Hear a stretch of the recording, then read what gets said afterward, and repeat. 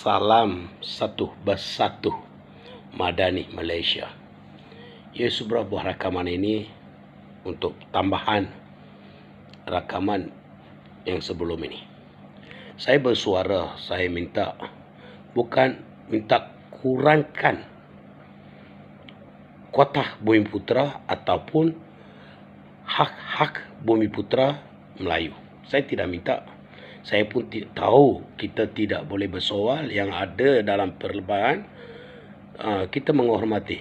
Jangan kurangkan. Biar. Tapi saya minta pemimpin-pemimpin politik, terutamanya sekarang Ketua Pentadbiran ialah Datuk Seri Anwar Ibrahim, yang hari itu dekat bagi penjelasan pelajar UM dekat utara apabila dia minta soal bagaimana untuk mengatasi seorang pelajar dapat makan yang cukup. Saya juga mempunyai soalan begitu. Be fair. Ini kita negara ini tak perlu berdiskriminasi. Tapi kita minta be fair. Iaitu kita cakap jangan marah ya. Anak Bumiputera dari darjah 1 hingga ke darjah 6 sekolah kebangsaan.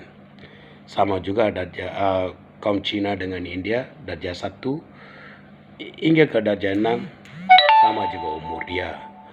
So selepas darjah 6 12 tahun, di sana sekolah kebangsaan saja 12 tahun. Okey, dari anak dari sini iaitu sekolah jenis kebangsaan atau sekolah Tamil dengan sekolah vernacular, mereka bertemu dekat mana? Sekolah menengah.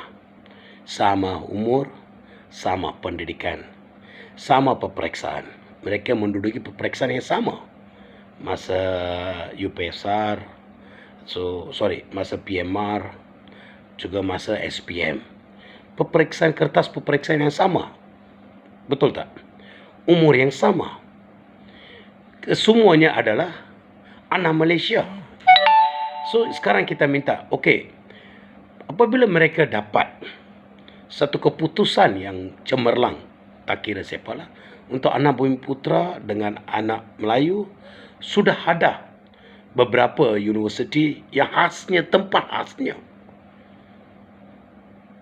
Walaupun mereka ada sekiranya mereka tak cukupi, sekarang kita dengar ya, sebelum kerajaan Pakatan Harapan kata 40,000 boleh dapat dekat dalam universiti kerajaan ya. Pelajar 40,000 boleh dapat. So 10% itu 4,000 untuk kaum lain. Betul tak? Berartinya 36,000 untuk kedudukan kerusi untuk anak Bumiputera dan Melayu. Kita tidak soal, tak apa. Biar 40,000 pun biar untuk anak Bumiputera, tak ada masalah, tak ada soalan. Tapi kita minta pemimpin kita cari cadangan, cari jalan untuk bagi semua pelajar-pelajar yang bukan Bumiputera ni, yang dapat kelulusan yang cemerlang, semua dapat satu tempat kedudukan yang mereka nak belajar apa. So biar mereka belajar, meneruskan. Tak perlulah sekat mereka, tak perlulah pingkirkan mereka, tak perlulah tindas mereka. So ini ideanya, sepatutnya Ketua Pentadbir seperti Anwar Ibrahim harus fikir. Menteri Pendidikan harus fikir. Semua menteri-menteri harus berfikir untuk ini. Kenapa mereka terbiar begitu, tertinggal begitu? Apabila yang rakan-rakan mereka mungkin dapat makan yang cukup, ada yang makan kurang cukup, mereka sudah meneruskan. Tapi di sini pula ada yang tolak, dapat markah yang penuh, ada yang gagal dapat tempat. So apa isunya? Saya bagi contoh Tamil Nadu, CM Kamarajan. Beliau tu tidak belajar ya. Dia tak ada perpelajaran. Kita kata bahasa India padika ada medai.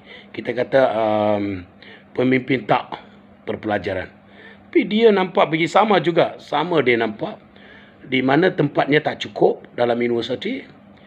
Dia fikir, okey, paginya mereka semua pelajar sudah cukup kan? So beliau bagi cadang. Kenapa petang? Petangnya kosong kan? So biar anak-anak ni belajar. anak yang tidak dapat tempat tu, tak cukup tempat tu, semuanya pergi belajar petang. So, selepas tu dia cadang, dia tambahkan sekolah. Beginilah kita mau pemimpin. Saya apa yang bersuara, saya mau begitulah pemimpin Malaysia kita mau. Biar bagi cadangan, bagi idea. So, bagi satu cara yang boleh menyelesai. Hari itu apabila kita Anwar Ibrahim kata PMX, kita memang kekalkan kuota, sistem kuota. Okey, kekalkan. Tapi untuk cari penyelesaian untuk anak yang dapat pintar, anak yang dapat makan yang cukup, apa? Saya bagi cadang lah.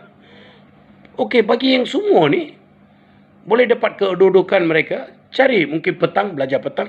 Yang belajar ini, yang Bumi Putra semua tu, belajar Bumi Melayu, yang semua ni belajar pagi. Yang bukan Melayu ni belajar petang. Cadangan kan. Ataupun nak pinjam sekolah seperti mana TAFE, dia bagi peluang, ambillah RM1, dia minta sewa RM1 saja. Cari jalan, pasti boleh.